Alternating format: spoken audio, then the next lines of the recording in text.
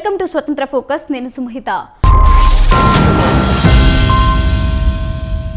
తాజాగా జరిగిన తుక్కుగూడ జనజాతర సభ super duper గా హిట్ అయింది.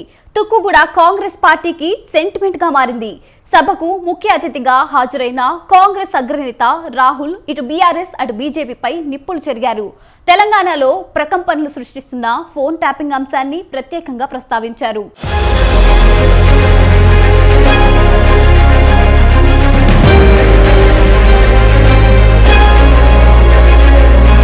తుక్కుగూడలో నిర్వహించిన జనజాతర సభతో కాంగ్రెస్ పార్టీ లోక్సభ ఎన్నికల శంఖం పూరించింది.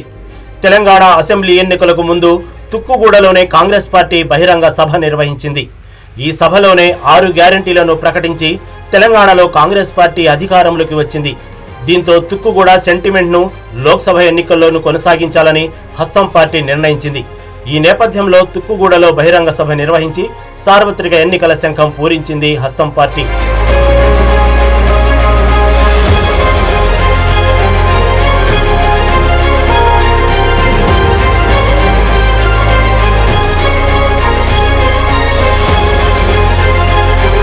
తెలంగాణ అసెంబ్లీ ఎన్నికల్లో విజయంతో కాంగ్రెస్ పార్టీ ప్రస్తుతం జోరు మీద ఉంది.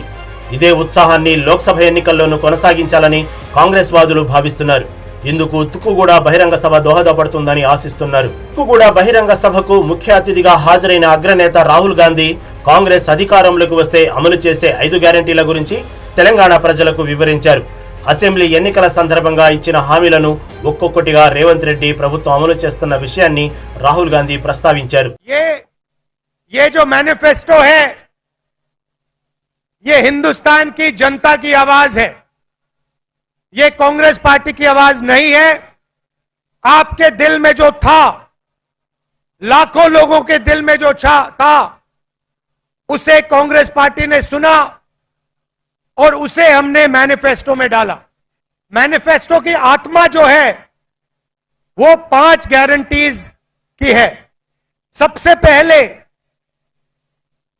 रोजगारी के लिए, हिंदुस्तान के युवाओं के लिए साल में 1 लाख रुपए की सैलरी वाली नौकरी हर युवा को मिलेगी. हमने एक अप्रेंटिसशिप का कानून बनाया है. పనిలో పనిగా తెలంగాణలో ప్రకంపనలు సృష్టిస్తున్న ఫోన్ ట్యాంపింగ్ అంశాన్ని రాహుల్ గాంధీ ప్రస్తావించారు. ఫోన్ ట్యాంపింగ్ వెనుక గులాబీ పార్టీ కీలక నేతలు ఉన్నారన్నారు రాహుల్. ఫోన్ ట్యాంపింగ్ ఎపిసోడ్ ను ప్రస్తావించడం ద్వారా భారత రాష్ట్ర సమితిని ఇరుకున పెట్టారు రాహుల్ గాంధీ. भाइयों और बहनों, आप जानते हो कि यहाँ आपके पिछले चीफ मिनिस्टर ने सरकार कैसे चलाई थी. हजारों लोगों के उन्होंने फोन टैप किए और यहाँ की जो इंटेलिजेंस की एजेंसीज थी, टैक्स की एजेंसीज थी, पुलिस थी, उनका उन्होंने गलत उपयोग किया. हजारों लोगों का फोन टैप किया और सरकार बदलते ही सरकार का डेटा सरकार के कंप्यूटर नदी में फेंक दिए. मगर जो उन्होंने सरकार चलाई थी, डराकर, धमकाकर, एक्सटॉर्शन करके उन्होंने आपसे आपका धन छीना था. रात को फोन कॉल आता था, आपको धमकाया जाता था और आपसे पैसे, आपके पैसे छीने जाते थे, आपसे लूटे जाते थे. అలాగే దేశవ్యాప్తంగా సంచలనంగా మారిన ఎలక్టోరల్ బాండ్లను కూడా రాహుల్ గాంధీ తన ప్రసంగంలో ప్రస్తావించారు. భారతీయ జనతా పార్టీ అవినీతికి ఎలక్టోరల్ బాండ్లు ప్రతీకగా మారాయన్నారు. ఈ సందర్భంగా కమలం పార్టీపై రాహుల్ గాంధీ ఘాటు విమర్శలు చేశారు.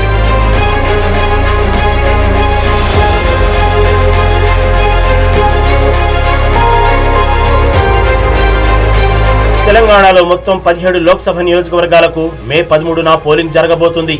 ఈ ఎన్నికల్లో 14 సెగ్మెంట్లను టార్గెట్ గా పెట్టుకుంది కాంగ్రెస్ పార్టీ. తుక్కుగూడ బహిరంగ సభ ప్రభావం తెలంగాణ వ్యాప్తంగా ఉంటుందని కాంగ్రెస్ పార్టీ నాయకులు భావిస్తున్నారు. తుక్కుగూడ బహిరంగ సభను విజయవంతం చేసి రాష్ట్రంలోని విపక్షాలైన భారత రాష్ట్ర సమితి, భారతీయ జనతా పార్టీలకు కాంగ్రెస్ పార్టీ సవాల్ విసిరింది.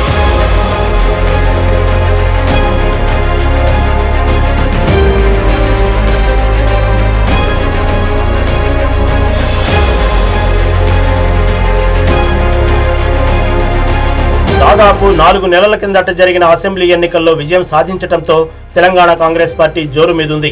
లోక్సభ ఎన్నికల్లోనూ మెజార్టీ సీట్లను గెలుచుకుంటామన్న ధీమా కాంగ్రెస్ నేతల్లో కనిపిస్తుంది. అంతేకాదు ఇటీవల గులాబీ పార్టీ నుంచి కాంగ్రెస్లోకి పెద్ద ఎత్తున వలసలు ప్రారంభమయ్యాయి. నిన్న మొన్నటి వరకు గులాబీ పార్టీలో అగ్రనేతలుగా ఉన్న కె కేశవరావు, కడియం శ్రీహరి లాంటి వారు ఇటీవల కాంగ్రెస్ కండువా కప్పుకున్నారు.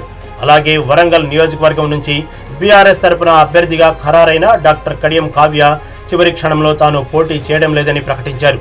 దీంతో గులాబీ పార్టీ షాక్కు గురైంది. ఈ పరిణామాలన్నీ భారత రాష్ట్ర సమితి ఉనికినే ప్రశ్నార్థకం చేస్తున్నాయి. పరిస్థితి ఇప్పుడు ఇలా ఉంటే లోక్సభ ఎన్నికలు ముగిసేసరికి బీఆర్ఎస్లో ఎవరు ఉంటారో, ఎవరు పార్టీకి గుడ్ బై చెబుతారోనని రాజకీయ వర్గాల్లో ఇప్పటికే చర్చ మొదలైంది. అయితే ఇదంతా కాంగ్రెస్ పార్టీకి ప్లస్ పాయింట్ గా మారుతుందంటున్నారు రాజకీయ విశ్లేషకులు. ప్రధానంగా కాంగ్రెస్ పార్టీలో చేరటానికి అనేక కారణాలు ఉన్నాయి. అందులో ప్రధానమైనది గత 10 సంవత్సరాలుగా కేంద్రంలో నరేంద్ర మోడీ ప్రభుత్వం ప్రజాస్వామ్య వ్యవస్థలన్నింటినీ కూడా నాశనం చేస్తున్నది. రాజ్యాంగ వ్యవస్థలన్నింటినీ కూడా గుప్పిట్లో పెట్టుకొని ప్రజాస్వామ్యాన్ని అపసహ్యం చేసే విధంగా, అపహాస్యం చేసే విధంగా, దేశంలో ప్రతిపక్షాల నామరూపాలు లేకుండా చేసే విధంగా ప్రయత్నాలు చేస్తున్నది మనం గమనిస్తున్నాం. ప్రజాస్వామ్యబద్ధంగా ఎన్నికైన ప్రభుత్వాలను దొడ్డిదారిన కూలగొట్టి, బెదిరించి, లొంగ తీసుకొని సిబిఐ కేసులలో, ఈడీ కేసులలో ఇరికించి ప్రతిపక్ష పార్టీలను ఇబ్బంది పెడుతున్న పరిస్థితిని మనం గమనిస్తున్నాం. ప్రతిపక్షంలో ఉన్నప్పుడు ఒక నిందితుడుగా ఉన్న వ్యక్తి భారతీయ జనతా పార్టీలో చేరగానే పునీతుడు అయిపోతున్నాడు. అతనిపైన ఏ రకమైన చర్యలు తీసుకోవడం, ఒకవేళ కేసులున్నా వాయిదా వేస్తున్నారు. ఇదిలా ఉంటే తెలంగాణ ముఖ్యమంత్రి రేవంత్ రెడ్డికి లోక్సభ ఎన్నికలు ప్రతిష్టాత్మకంగా మారాయి. ప్రదేశ్ కాంగ్రెస్ కమిటీ అధ్యక్షుడి హోదాలో అసెంబ్లీ ఎన్నికల్లో కాంగ్రెస్ ను గెలుపు తీరాలకు చేర్చి పార్టీ అధిష్టానం దగ్గర రేవంత్ రెడ్డి మంచి మార్కులు కొట్టేశారు. అయితే 4 నెలలు కూడా తిరక్క ముందే లోక్సభ ఎన్నికలు వచ్చేశాయి. లోక్సభ ఎన్నికల్లో మెజార్టీ సీట్లు గెలిపించాల్సిన బాధ్యత ముఖ్యమంత్రిగా ఉన్న రేవంత్ రెడ్డిపై పడింది.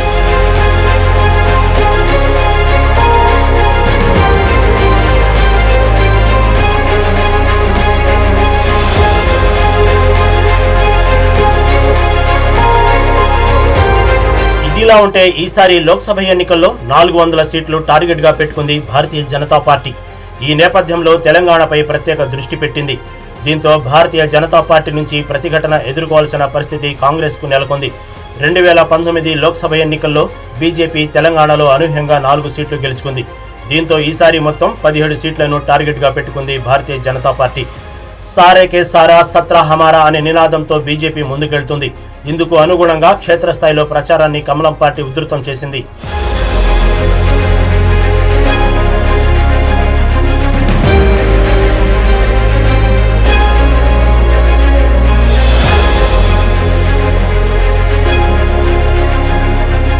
లోక్సభ ఎన్నికల్లో విజయం కోసం పక్కా ప్రణాళికతో ముందుకెళ్తుంది భారతీయ జనతా పార్టీ. ఇందులో భాగంగా ఎన్నికల మేనేజ్మెంట్ పై ప్రత్యేక దృష్టి పెట్టింది. పోలింగ్ బూత్లే కేంద్రంగా కార్యాచరణను అమలు చేస్తోంది. మొత్తం 17 లోక్సభ సెగ్మెంట్లు, వాటి పరిధిలోని అన్ని అసెంబ్లీ నియోజకవర్గాల్లోని పోలింగ్ బూత్లే కేంద్రంగా క్షేత్రస్థాయి నుంచి పని విధానాన్ని ఖరారు చేసింది. ఇందుకోసం రాష్ట్రంలోని ప్రతి పోలింగ్ కేంద్రానికి అనుబంధంగా ఒక వాట్సాప్ గ్రూప్ ఏర్పాటు చేయాలని నిర్ణయించింది. అలాగే గత 10 ఏళ్ల కాలంలో కేంద్ర ప్రభుత్వం అమలు చేసిన అనేక సంక్షేమ పథకాలను ప్రజల్లోకి తీసుకెళ్లాలని స్థానిక నేతలకు బీజేపీ అగ్రనాయకత్వం దిశానిర్దేశం చేసింది. దీంతో పాటు మహిళలను ఆకట్టుకోవడానికి చట్టసభల్లో 33% రిజర్వేషన్లు, ముస్లిం ఆడపడుచులకు కన్నీళ్లు తుడవడానికి ఉద్దేశించిన ట్రిపుల్ తలాక్ రద్దు వంటి అంశాలపై పెద్ద ఎత్తున ప్రచారం చేయాలని స్థానిక నేతలను పార్టీ హైకమాండ్ ఆదేశించింది.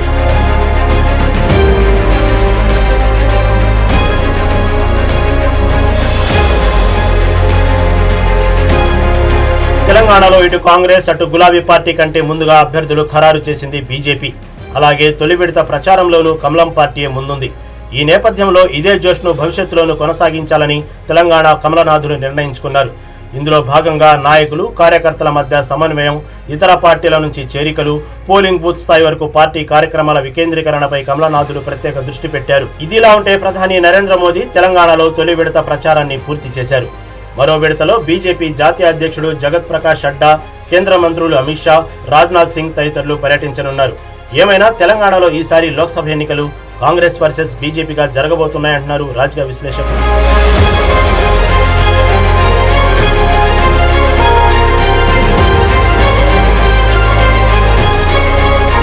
ఇది వాటి స్వతంత్ర ఫోకస్. రేపు మరో అంశంతో మళ్ళీ కలుద్దాం. అప్పటి వరకు చూస్తూనే ఉండండి స్వతంత్ర టీవీ.